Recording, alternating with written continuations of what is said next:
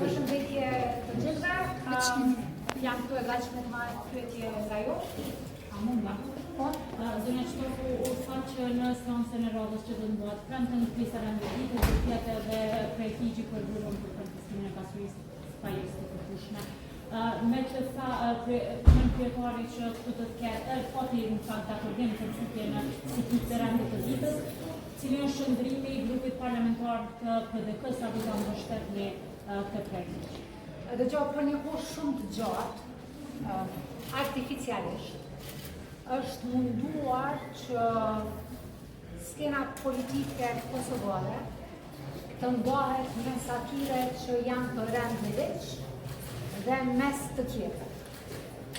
Partia Demokratike e Kosovës është parti shtetëformuese, shtetëndihmuese, dhe do të angazhohet që edhe përmes nismave të reja ligjore të fuqizojë rendin dhe ligjin në vend. Mirë po, për ne është shumë e rëndësishme, përderisa synojmë që Kosova të bëhet anëtare e Bashkimit Evropian, anëtare e Këshillit të Evropës, pjesëtare e denjë e familjes euroatlantike, që ligjet që ne miratojmë të jenë në përputhje edhe me Kushtetutën e Republikës së Kosovës, por edhe me vendimet e Komisionit të Venecias. Ne do t'japim kontributin tonë, siç e kemi dhënë deri tani, që edhe ky ligj të reflektojë drejtësi, por edhe të reflektojë dhe të jetë në përputhje me vlerat që kosa i përmend.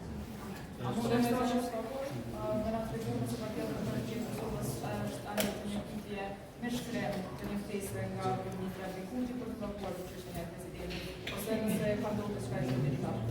Edhe një herë, Parlamenti i Republikës së Kosovës i ka 120 deputet. Partia Demokratike e Kosovës i ka vetëm 22 deputet.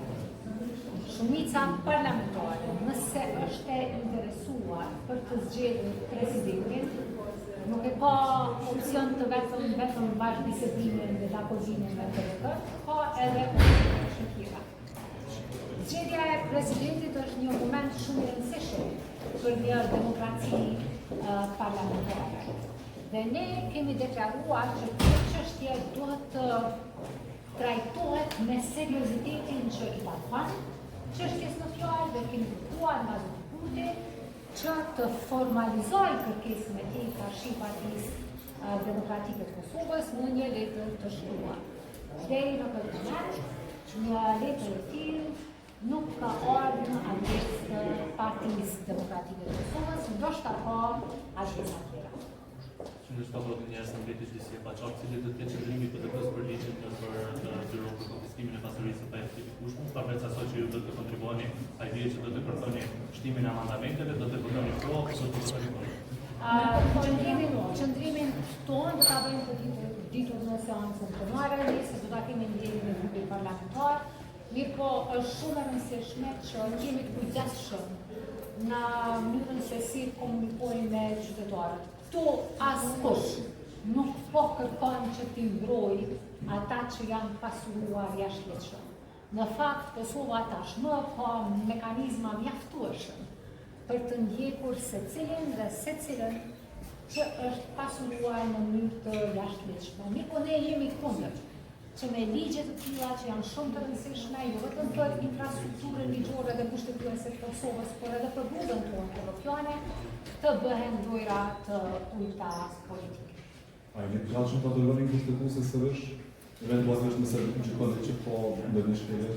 Siç e dini, ne kemi një ekip fantastik juristësh në kuadër të grupit parlamentar dhe jo vetëm në Partinë Demokratike të Kosovës dhe sigurisht që detyra jonë si deputet nuk është çështje dëshire, është detyrë që të sigurohemi që çdo ligj që kalon në Kuvendin e Republikës së Kosovës është në përputhje me Kushtetutën e Republikës së Kosovës.